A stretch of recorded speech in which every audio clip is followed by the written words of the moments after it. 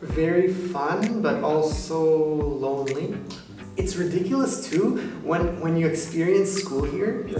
It's so easy. Classes are so easy. There's almost no work to do. How can people be busy? Hello, I'm Daniel. I'm an exchange student at KU University from Toronto, Canada. I'm doing a one-year exchange.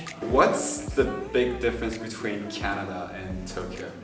I think the extent to which people have a sense of social responsibility, much bigger in Japan than in Really? Canada. Yes. People don't want to be noisy and bother other people. They don't want to leave garbage out. They want to keep everything clean, including public washrooms. Sure. And there's so much stuff that's designed here. What's the best about Japanese culture? I think if I had to choose one thing, it would be how nice people are. When do you feel that Japanese people are really kind? Always. Always. Yeah, but it becomes really apparent when I see people working really hard to solve my own personal issues. And it happens quite often. I was having difficulty. They just really care about me and they really want me to enjoy my life, yeah. Pretty ridiculous sometimes how nice people are. Do you have any examples of funny instances that you have experienced because of Japanese culture? I guess there is one thing that I found funny, but it's kind of tragic Okay. more than funny. But, Although it's kind of a dark humor in a way. yeah.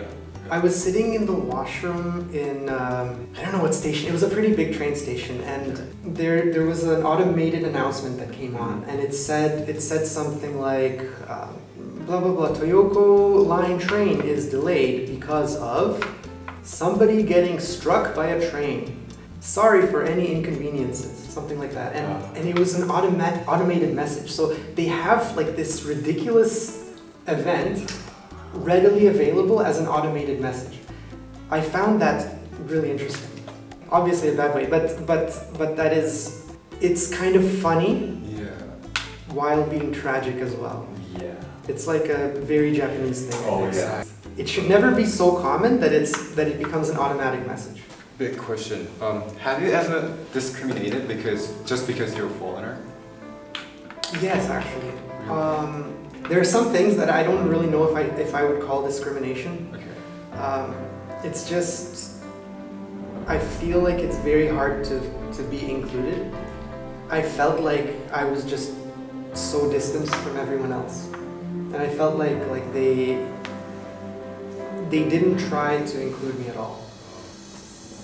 Why do you think that happened?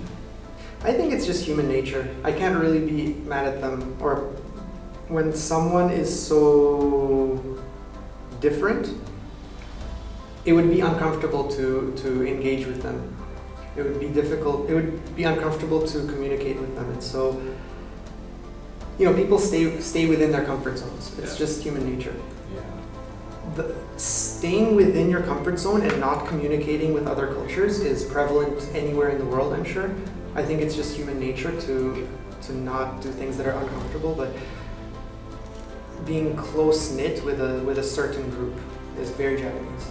You know about the 5 cultural dimensions theory, that whole thing. And Japan has a very high uncertainty avoidance. What does that mean? It means everything needs to be planned out.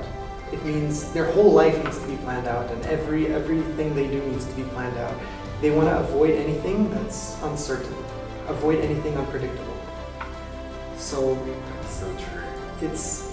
I think it's just part of the culture, right? Yeah. What can Japanese do to change that? How Japanese people can change?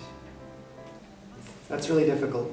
I guess just be aware of it. Be aware of how limited you might be if you plan everything so rigidly. I think being aware of it can help you escape from it. So many people go through their life with everything super planned out, like 4 years of university, and then you go on one specific trip when you graduate, and then for the rest of your life you're in one job. And there are all these like stages And you have to do things like when you travel, it has to be right when you graduate university, and it can't be at another time, you know? Exactly.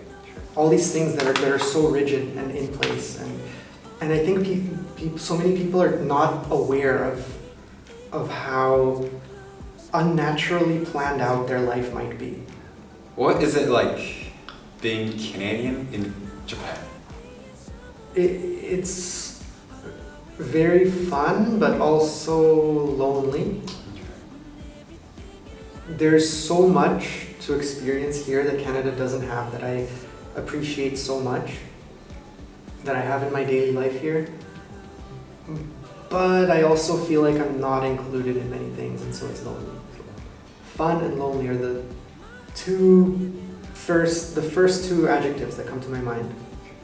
I think for the most part, Japanese people act very excited and very genki when they first meet me, and they give an impression that they really appreciate my company, that they really want to see me more times after that. But what often ends up happening is I never see the person again. How can you make the fun part bigger?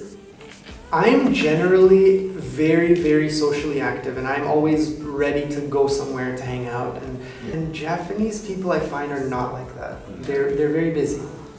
And I think there's a mindset of if you have a plan for one day, that day is taken. Like, oh, I have my part-time job today, so I can't hang out today. Like, even if it's only maybe 4 or 5 hours, they would say like, I'm working that day, and so let's meet another day. Let's meet the day after or something. It's only 4 or 5 hours that are taken, and that always confuses me. And I don't know what it is, but yeah, people need to be less busy. I don't know if they're even as busy as they think they are. A lot of people really are busy though. Like people have shown me their calendars, and it can be pretty ridiculous sometimes. And you know, there's this thing I hear sometimes. This is one of the biggest culture shocks I've experienced. People can sometimes say, "Sorry, I'm busy. How about next month?" How about next month? Next month. Yes. The fact that this is a normal thing people can actually say here, that really surprises me. But yeah, that was a big culture shock. Now maybe I'm a little more used to it, but Why do you think that happens? I think people want to be busy. It's ridiculous too when you experience school here. Yeah. It's so easy. Classes are so easy. There's almost no work to do. How can people be busy? Even if they have a part-time job and class, how can you be busy? Do you like to travel? Yeah. Why do you like to travel? What attracts you? I love mystery. I love not understanding what's around me, not understanding what people are saying, not knowing what kind of food I might be ordering. And yeah, a lot of people wouldn't choose Japan because it's so far and so foreign, and it presents a lot of problems. But my love for Japan is not just because I like mysteries. It goes deeper than that. I think the culture aligns with my values in many, many ways. From like the convenience stores to the arcades to the way people act, the sort of introverted nature of the people, and the sense of social responsibility, and the richness of the culture as well. Canada's culture is not very rich, I think. The history goes back so far, and there's so many food options, and there's like a story behind all of them. Like where it came from and how it got developed. And architecture is often some really old stuff, and there's always a story. Like there's so many environments that have a history to them. And I honestly don't care so much about history. It feels like it actually impacts my daily life. I have many food options. And a lot of the sites that I'm seeing, a lot of the environments around me come from the fact that the culture is so rich. And Canada doesn't have that. Okay. It's pretty boring. Really? Yes, there's almost no such thing as Canadian food. Oh. Almost no such thing. Do you think the decision you made to come to Japan was a good decision? Yes. Why? I'm happy every day. I'm looking forward to my day every day. It's like, of course, it's a good decision.